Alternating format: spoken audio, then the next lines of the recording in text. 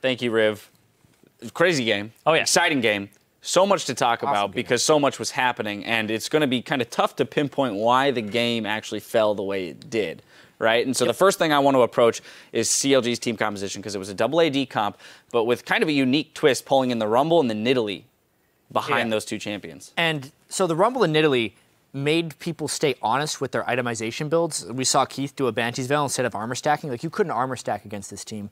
The other unique thing was the Braum Q into 3 ranged guys that could proc it pretty darn quick, which would give them some pick potential. But with all of that, it made them a ball of Jinx death, which was a weird thing that they almost managed to play around. It was a new twist on the double AD composition that we hadn't seen, and CLG almost made work. Yeah, the double AP, double AD support tank front line. It's a very weak front line, and it's kind of like this team composition that Team Liquid made for themselves can kind of run straight through that and get to your double AD and your double AP, and then they rely on Zhonya's and positioning, and the ball was just a bad position to be in against the Jinx. So I think the Jinx pickup was probably the best pickup for an AD carry you could have possibly had on Team Liquid's side. They also really only had one source of peel, right? Yep. So the Zed didn't have very much trouble getting in, using his ult and getting back out without getting popped. And that was something that Kobe had kind of pinpointed during the game, was he was using it on cooldown for harass. And we were joking here on the analyst desk that essentially he was using it as an ace in the hole from Caitlyn, right?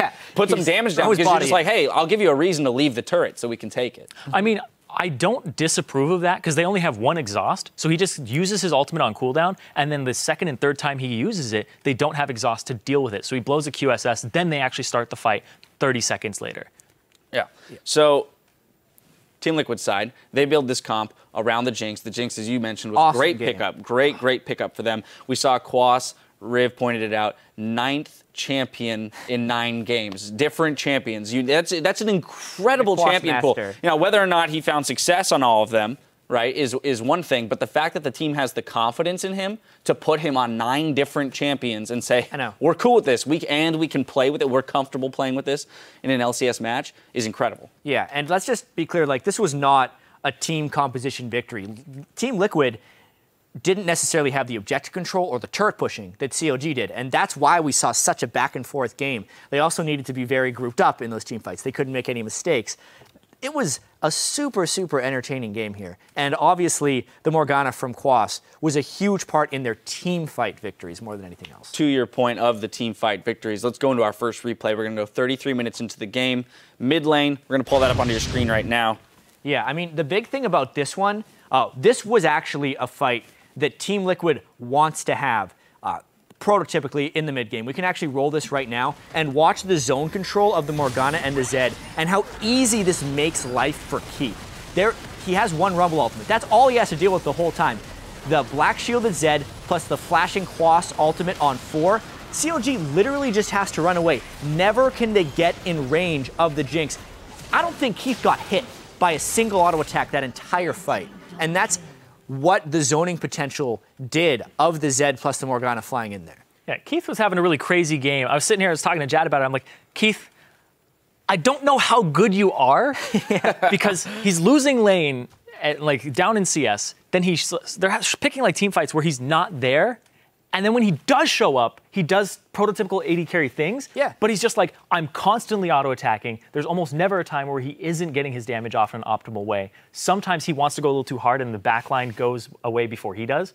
But like overall, I think Keith does what Team Liquid needs in an AD carry. It ultimately leads into this really strange discussion of like, was Team Liquid putting Piglet in positions to succeed, or were they playing around Piglet too much? Because clearly an AD carry can succeed on Team Liquid, and it's Keith. And it's not like he's doing it through amazing individual outplays. He's making some nice plays in team fights. He's sitting in the back. He's building 90% crit, and then bopping double lift, which was a huge turning point in this game.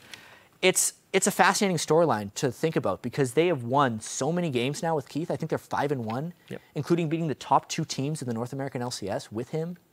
I do love that point of the 90% crit because it's fantastic itemization, right? In knowing that you're against 2 other AD carries, they're low armor, right? So essentially he's saying, I don't need that much armor penetration, or I don't necessarily need the lifesteal to deal with a tank who's diving in on me.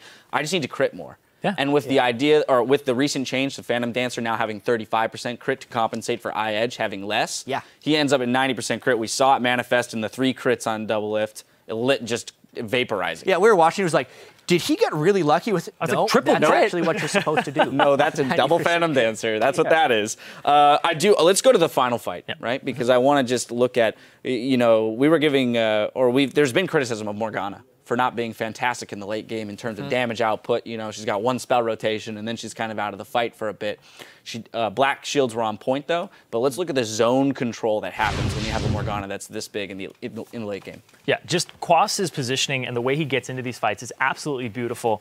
And the way Keith follows up, too, Keith is basically worth 2 or 3 AD carries, because when you crit with the rocket, it crits everything around it. So he's like triple critting the entire team fight and doing so much damage. Zed was so quick in and out there. He's in and out. He's immediately out of fight. And then Quas with the follow-up here is just so beautiful when he jumps into this fight. Flash ult on 4 Look at the damage people. on that. Oh, and double lift is like, I'm going to cleanse it, and immediately eats a dark binding to the face. Yeah, at this point he has the Rylai's as well, so that added slow on top of the Jano allowing the mobility for the Jinx to really get in for the pot shots.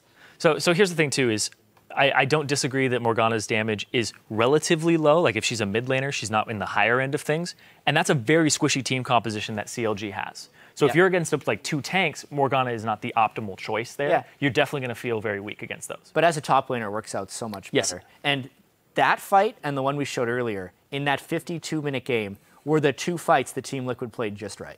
Like, when they play like that, and CLG has not been able to split push lanes or beat them in a rotation or beat them to an objective, is the win condition for Team Liquid. And they optimized on it twice. One to get control of the game, and the second time to end it. Yeah, absolutely.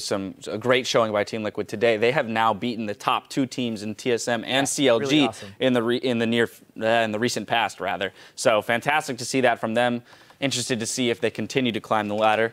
Now we're going to sweep the champions off the Rift, but meet us back here in 3.5 for our final match of the day, Team 8 versus Team Dignitas. Don't go anywhere. Woo! Toucan! It's like give it your all game. All of it? More like this is a whatever game. Right. No, it's like give it your all game. There's 2 types of games. There's the must win, and then there's the give it your all. This is a give it your all. With the ulti on, let's trade one back onto him and will do so. A lot of casualties on both sides. Quas jumps on by double it. 4 kills to 4 this game.